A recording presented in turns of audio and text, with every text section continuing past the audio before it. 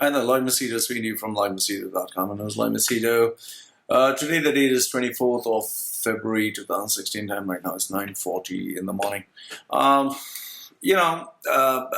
happen to have a question from someone who's like, Loy, how did you decide to get into triathlon? And questions with regards to the bike. So I just thought it would be a good opportunity for me to share as to on what basis did why did I decide to get into triathlon, and on how did I make the decision to purchase the bike that I purchased.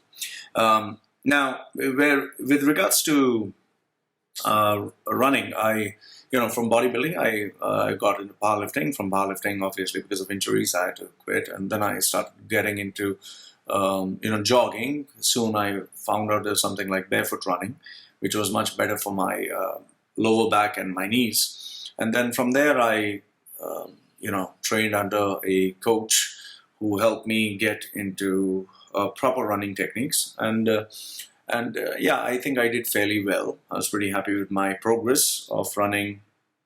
My best was running 12 kilometers under 58 minutes, and 58 minutes, I don't know, 51, 54 or something. I did the half marathon, that is rack half marathon. I did it in, I think, 2 hours. Not very happy with the time there because, whatever had to go wrong went wrong that day. So the targeted time was 1 hour 50 minutes. So after I finished that, I was thinking what's next, because now what has been happening is you need to understand running every day or running thrice a week is not a very exciting sport. It is what it is. You just keep running. You can put a little bit of music, the different ways of running fast, medium, slow, and you can put music. You can run in a group, but eventually it kind of gets boring. So I kind of want to know how else can I increase my capacity to run. And that's where I found out cross-training always helps. So what is cross-training? Moving into, let's say, cycling or swimming or doing something in the gym. But for me, because I had enough and more muscle, I guess I needed to cut down and not build muscle. So that's why cycling and swimming came into perspective. And when I started to swim, the first thing that I was really worried about was not drowning, but rather, I used to keep imagining images of Jaws, because thanks to Spielberg, every time I'd swim, if I'd see even an algae floating or I see a rope, I would think it's a snake or some sea monster. I'd really get scared, really, really scared. I mean, it was not something that was funny. For me, I really thought I was going to die. So that is why I used to get scared when I used to swim in the ocean. But now I've kind of lost that fear, so that's not a problem.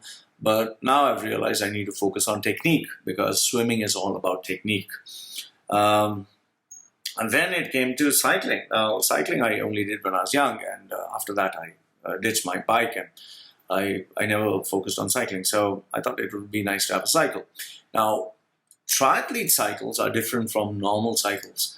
Just to give you an understanding, my first cycle that I purchased in my younger days was less than $50. Okay. Now, when I went and checked the prices of triathlete bikes, I was absolutely shocked. Shocked was an understatement. I mean, here you're talking about, let me give you an understanding, 82 USD. Okay.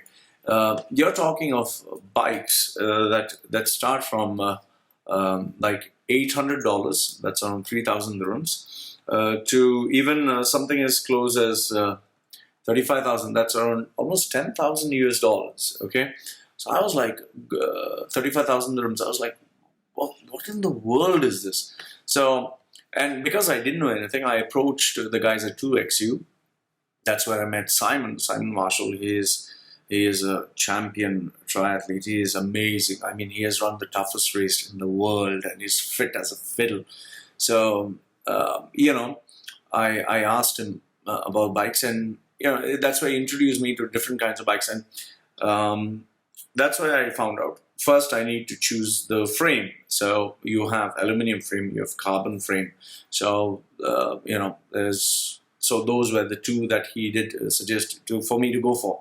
And then Gary, another cycle expert, what he said is, you have racing bikes which are high end because the seat is high, the where you put your hands, the handles, they're low, so you kind of bend forward, so that helps you race faster.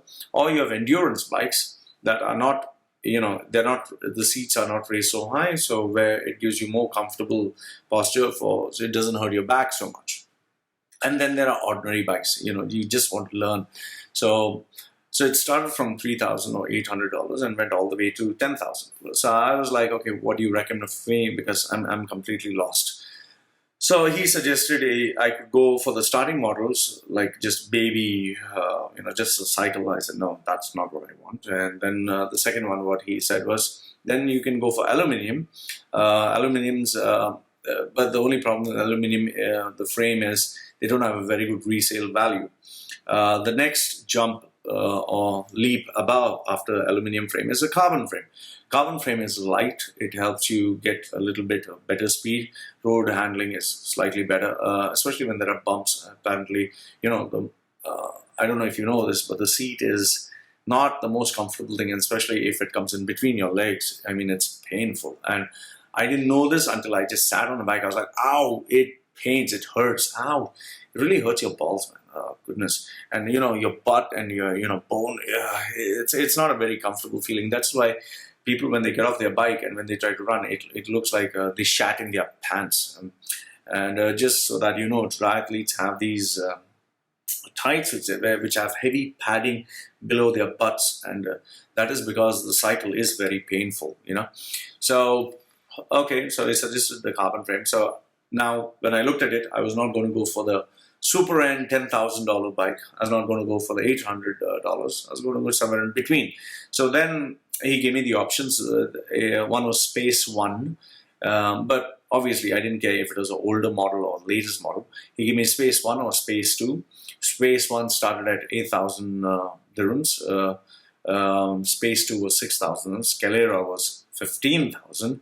Scalera 2 was 12,000, and SBC, a racer bike, was around 30,000. So he gave me all these prices, and then he said, fine, you choose from what you want. So it became very simple. Now I wouldn't go for a beginner's bike. I didn't want to go for an aluminum frame. I wouldn't mind spending a little bit more, so I decided to go for a carbon frame.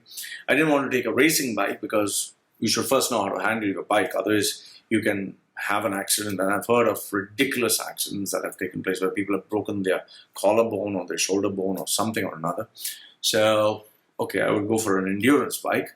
Then the next one was, so I was left with three options, I think, between aluminium and carbon frame or high-end carbon frame. And then I asked the expert, because it's always good to ask, would I find a difference between, say, a 12,000 dirhams bike or 8,000? Because both the carbon, they're more or less the same. What he told me is, him being an expert, he could make out the difference between both those bikes. But for someone like me, I would never know the difference. So I just asked myself, what's the point of spending like 2,000 or 3,000 dirhams more when I wouldn't know the difference? So I might as well start with the mid-range and, start with that bike and then move on from there. But this is what kind of shocked me. Now, even though the bike was, I think I spent close to around 8,000 or something. Yeah, roughly in that range. Even though I spent that kind of money for the bike, the accessories cost even more. I'm not joking. Seriously, the accessories cost more. Now, what did I buy in terms of accessories? I bought clip-ons, clips for the pedal. You can have normal pedals, or I prefer clips. And along with that, you need a shoe that clips onto it. That was one. From there, I needed to buy the tights that you have to wear for cycling, because you can't wear normal tights. It will kill you. Okay, imagine sitting on a bike where you can't sit for a minute and you have to sit on it for almost 2 hours. I can't even imagine. I've not even done that. Then after that, I needed lights for safety. I also needed handlebars, the one straightforward, so it helps you rest. It's much more easier than holding it this way. Then the other thing which I focused on buying is a trainer in the house, which is at the back, because and I bought a nice one, really nice one. So I could adjust the difficulty with the gears. So I bought, it was slightly more expensive. I also bought a pump. I also bought a extra cycle kit, so in case there was a puncture, I wouldn't have to worry. So the funny thing is, buying all this actually, was as expensive as the bike. So I ended up spending where I thought I would spend around 8,000. I think I nearly spent double, 16. So, and many of my friends who are not into a triathlon, they were like, "Shit, you spend the amount of money that you could spend for a car." I was like, "Yeah," because I'm telling you, it was really shocking, because for me it was the first time. But what I realized is, this was nothing in comparison to what the professionals spend. The professionals spend on specialized wheels, wheels that are even more expensive than the bike. Then there are, the frame itself. You get so many types of frames, and I mean, it never ends. And even the helmet. I bought a particular helmet. Apparently, the helmet also, you get aerodynamic helmets which come, super expensive. So sky's the limit for how much you want to spend. How much you want to spend, and how much you want to push it to. So for me, it was quite an experience getting into all this. And I think the main reason why I got into triathlon is now, I'll have different kind of sports. So it's not just my legs having the impact. I'll be swimming, I'll be cycling. And cycling is better than running because, there's less impact, although I have to be very careful when cycling on the streets because a lot of deaths and a lot of bad accidents have taken place. And running, so all the three. And I thought, it is much better than just only focusing on running. So this is why I went into triathlon, and this is my experience of buying a bike. So Loy from LoyMachedo.com, and LoyMachedo.com, sharing with you why he decided to get into triathlon. Why and on what basis did I choose my bike? Let's see, I still have to experience it and share my experiences with you guys. Any questions? Let me know. Love to hear from you. And this is me saying goodbye for now.